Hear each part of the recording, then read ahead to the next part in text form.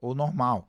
Você vê o contorno, você vê a abertura ocular, você vê a pele, nada que lhe chame a atenção. Mas essa pessoa vai passar por um processo de adoecimento, que vai se expressar com mudanças na sua face. E ele passa de uma face atípica ou normal para uma face típica. E que características são nítidas? Um espessamento dos ossos frontais, arcada supraciliar proeminente, um aumento do nariz, lábios grossos, esse afastamento dos dentes, que tecnicamente se chama diastema, o prognatismo, a elevação da mandíbula, o aumento da mandíbula, e essa face típica é típica de uma condição, que é a acromegalia. Então, a face acromegálica era caracterizada justamente por isso, esse aumento do tamanho do nariz, dos lábios, o prognatismo, que é esse avanço do queixo, né, da mandíbula, a proeminência dos maxilares, a acentuação dos sulcos nasolabiais, além disso, o diastema, que é a separação dos dentes. Isso pode acontecer tanto na acromegalia quanto no gigantismo. Qual é a diferença? No gigantismo, a exposição ao hormônio do crescimento ocorre antes do fechamento das epífises. Então, a criança ela pode ficar gigante, daí o gigantismo. Quando a exposição ao hormônio do crescimento é feita após o fechamento das epífises, então nós temos a acromegalia.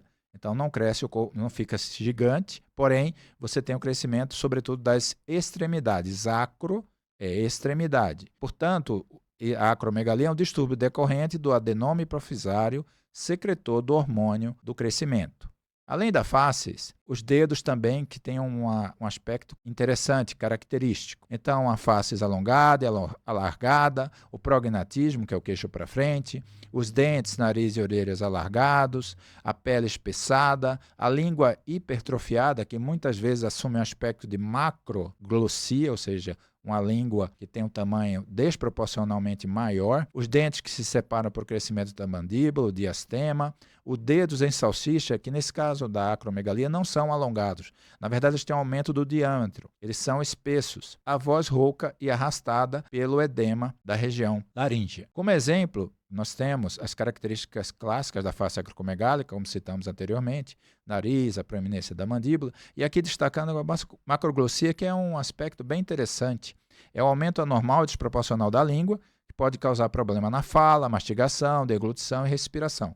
É um sinal clínico que pode ser congênito ou adquirido. Nesse caso específico, na acromegalia, está dentro das causas endócrinas. No hipotireoidismo também pode acontecer essa macroglossia, além da acromegalia. Causas infiltrativas, a amiloidose, no caso do adulto, é uma das causas principais, além de outras causas como tumores, neoplasias benignas, mas no caso específico, a macroglossia é uma característica da face acromegálica. E o que é a acromegalia, portanto? Então, é uma doença endócrina, rara e crônica, causada, na maioria dos casos, por um adenoma hipofisário benigno que faz a produção do hormônio do crescimento. O mecanismo fisiopatológico é essa produção excessiva do hormônio do crescimento, além da elevação do fator de crescimento semelhante à insulina tipo 1. E o estímulo contínuo leva ao crescimento tecidual. Principais características, repercussões clínicas, você vai ter aumento das extremidades, acromegalia, aumento progressivo da mão e pés, alteração da face, como já descrevemos,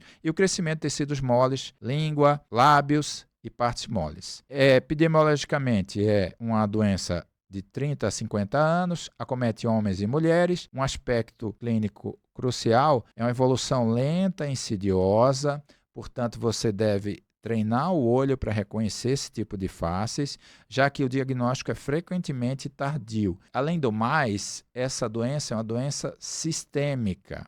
Ela caracteriza pela presença dos pólipos cutâneos, apneia do sono, diabetes, uma diabetes refratária, se você não diagnostica o excesso do hormônio do crescimento, síndrome do carpo, aumento das mãos, como já descrevemos, disfunção erétil no homem, alteração menstrual na mulher, o edema de modo geral, espaçamento dentário, cardiopatia, hipertensão, aumento da prevalência de neoplasias, pólipos intestinais, artralgia e artrite. Além, como há um aumento das extremidades, esse paciente vai trocando de número de sapato ao longo do tempo. Os pés vão aumentando de tamanho. Isso é importante você questionar na anamnese, você perguntar sobre isso. Portanto, a fascia acromegálica está dentro do rol, está dentro da nossa galeria de que o estudante de medicina, o médico generalista, tem que ser capaz de investigar.